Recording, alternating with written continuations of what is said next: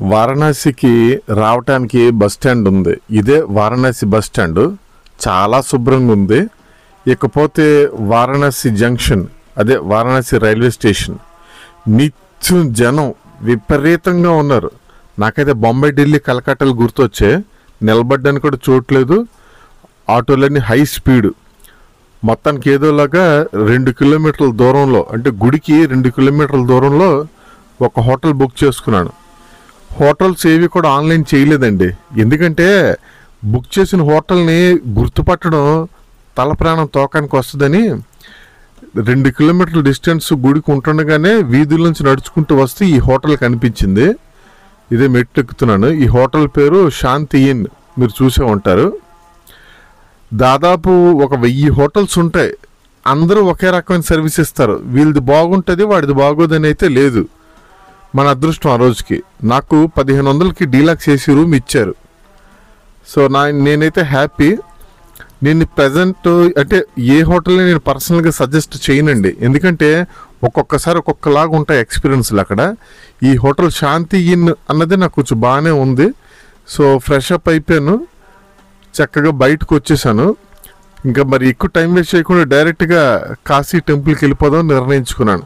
దారి పొడవునా బనారస్ సిల్క్ శారీస్ కొట్లు కనిపించాయి. ఇంకా ఎన్నెన్ని శారీస్ కొంటాం, ఎన్నెన్ని ఇంప్రెస్ చేయడానికి చేస్తాం, ఎన్ని చేసినా ఉండే రెప్యుటేషన్ ఉంటుంది.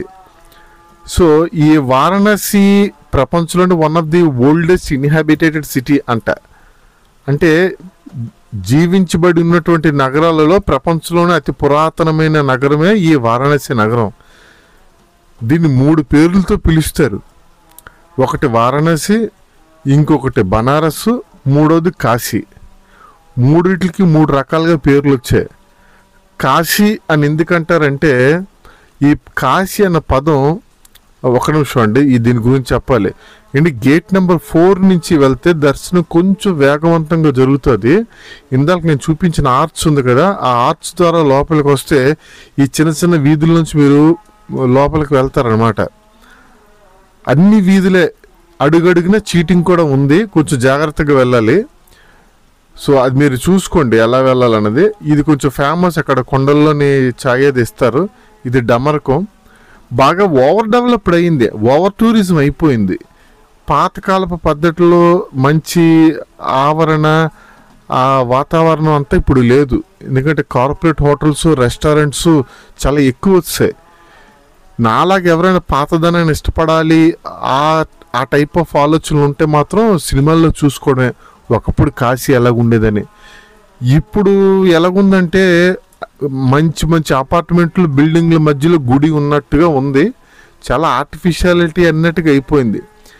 దాదాపు 15-20 ఘాట్లు ఉన్నాయండి. మణికర్ణిక ఘట్, దశస్వమేధ ఘట్, కాశీ ఘట్, గంగా ఘట్, ఇవన్నీ ఘాట్స్. ఏ ఘాట్స్ నుంచి వెళ్ళినా ఒకటే వ్యూ ఉంటుంది, ప్రత్యేక అటువంటి ఉండదు. మనం కావాలంటే బోట్ రైడ్ తీసుకోవచ్చు. నేను వెళ్ళిన రోజుకి వర్షాలు ఎక్కువగా అవడం వల్ల బోట్ రైడ్ అక్కడ క్యాన్సిల్ అయ్యింది. ఇది గేట్ నెంబర్ 4 అండి. లోపలికి వెళ్ళాలి. లోపల కొంచెం వరకే అనుమతి ఉంటుంది. ఆ తర్వాత మొబైల్ ఫోన్స్, లగేజ్ అంతా కూడా టోకెన్ సిస్టమ్ తీసి అలౌడ్ చేయరు.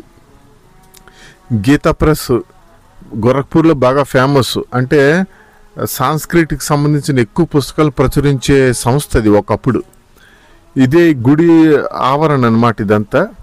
సరే, ఇందాక కట్ చేశాను. కాశీ అనే పేరు సాంస్కృతం నుంచి ఒక ప్రకాశ అనే పదం నుంచి వెలువడి ఆ ప్రకాశ కాస్త కాశీగా మారింది.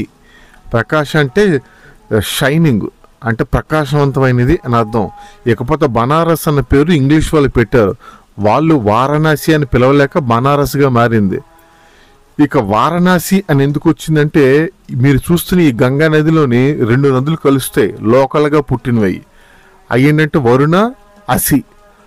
ఈ వరుణ, అసి 2 సంగమం జరిగే చోట గనుక వరుణ, అసి అని పిలవలేక కాలక్రమేపీ అది వారణాసిగా మారింది. ఇకపోతే ఇది 12 జ్యోతిర్లింగాలలో ఇది ఒక లింగం. అదే కాశీలింగం. బాగా ప్రాముఖ్యగాంచినది, మన హిందువులకు ఎంతో ముఖ్యమైనది ఈ కాశీ. కొంచెం నేను లేట్గా రావడం జరిగింది ఈ గుడికి. మరి ఇదేనండి మెయిన్ ఐడియల్. దర్శించుకోండి, దండం పెట్టుకోండి. ఇంతకు మించి లోపలికి ఫొటోస్, వీడియోస్ అలౌడ్ ఉండదు. సో అంతా చూసాక అలిసిపోయి భోజనం చేశాను కాశీలోనే ఆ పరమేశ్వరుడి దయతో. మరి పాన్ బనారస్ వాలా అంటారు కనుక ఇక్కడ ఒక స్వీట్ సాదా పాన్ వేసి కిల్లి బిగించి పడుకున్నాను.